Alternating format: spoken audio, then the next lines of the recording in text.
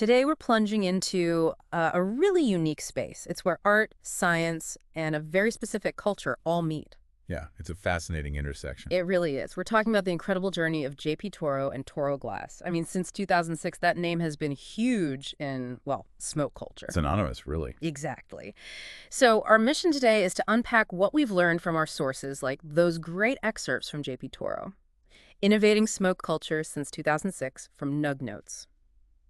We want to pull out the key stuff about his journey. Mm-hmm. And I think you'll find there's a real aha moment here about how, a passion for precision can genuinely shape an entire industry. It's pretty surprising.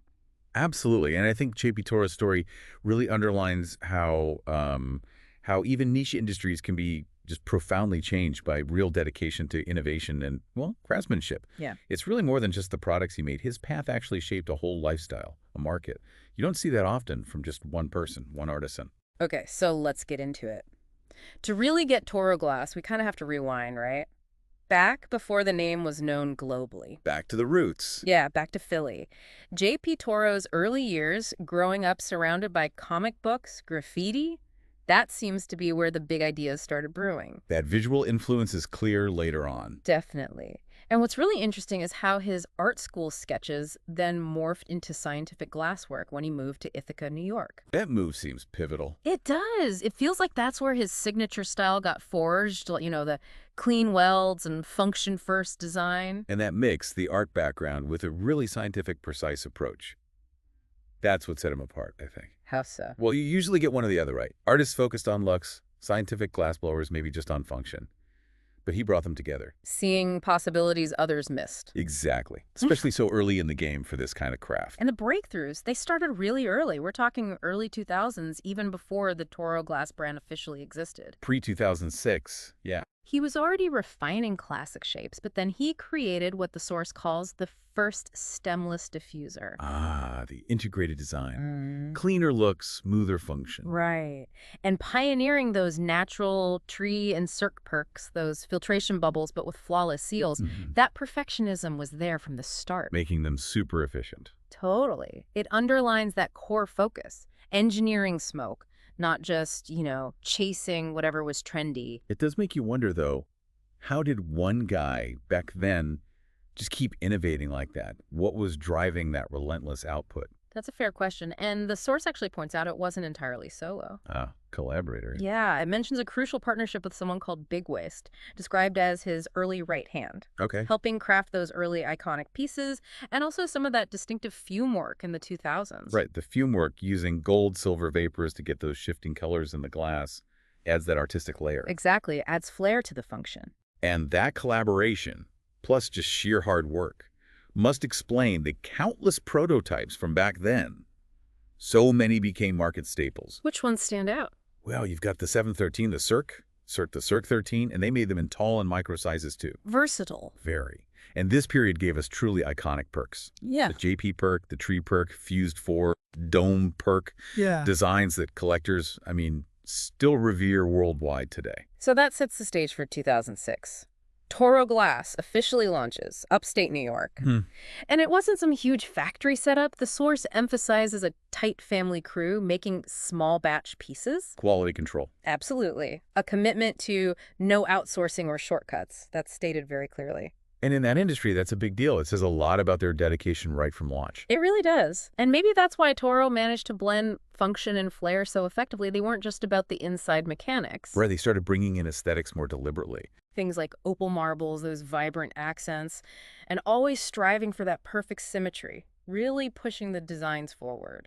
Showing that, form and function can actually enhance each other. They don't have to be separate goals. And that combination, that aesthetic precision, it definitely led to more big innovations later on. Yeah, things like the grails, the core reactors. And the one everyone knows? Yep. The Toro Slurper. That really cemented the Toro legacy in what people call quartz culture. Oh, absolutely. Let's talk about the Toro Slurper. 2017. The source calls it Slurper season. I like that. And it basically changed the dab game. No exaggeration. What made it so different? It had these really distinctive features. That vortex action using pearls and pillar tech for better vaporization. It just worked differently and better. And the impact was immediate. Global, pretty much. From like the serious cannabis concentrate fans in California, the hash heads, all the way to collectors in Japan. It just set a new standard everywhere. Wow. It really makes you think, doesn't it? How can one single product, one innovation, just redefine how people do something? That is the core of his legacy, isn't it? That Yeah. ability to innovate functionally. But it wasn't just function. Right, the artistry kept evolving too. He'd been playing with mille, that intricate patterned glasswork, back in the late 2000s. Okay. But by 2017, he'd apparently leveled up massively, Hmm. creating these incredibly complex comic strip mosaics fused into rigs. Wait, like actual comic strips in the glass? Essentially, yeah. Yeah. Tiny, detailed scenes built from colored glass canes, fused right in. Imagine the skill involved. That's incredible. That truly merges his art school background with the glass wizardry. Exactly. Bringing that graffiti and comic book influence full circle, but using glass as the medium. It wasn't just function anymore. It was pushing glass as art. And the evolution continues even now. In 2024, JP Toro's latest thing is opening a dispensary in New York, A dispensary and gallery hybrid, the source calls it. which actually feels like a really logical next step, doesn't it? It absolutely does. It brings everything together. The flower, hash, and Toro glass under one roof. Nice. And it shows how that same precision, the meticulousness behind his glass, is now being applied to choosing and presenting cannabis products. Curated cannabis drops, as they put it. So it's an evolution from creator to Yeah. curator. Yeah, that's a great way to put it. Applying that same eye for quality feels seamless, not like some random new direction. This all seems to tie back to a core philosophy. The source uses the phrase built different Mm-hmm. and really hammers home that Toro isn't clout chasing. It's not about trends. No, it's about that relentless dedication to getting it perfect. Every weld, drain, and pull is engineered to perfection. That level of detail. It's a powerful statement, and honestly, the work backs it up. In an industry that can be really driven by hype cycles, Toro's focus on perfection in every little detail Mm. that's built a lasting reputation. Yeah, value that comes from craft, not hype. Exactly. And it all comes down to his personal motto, apparently. Make the next one better. Always. That constant drive. Yeah. It defines his whole career.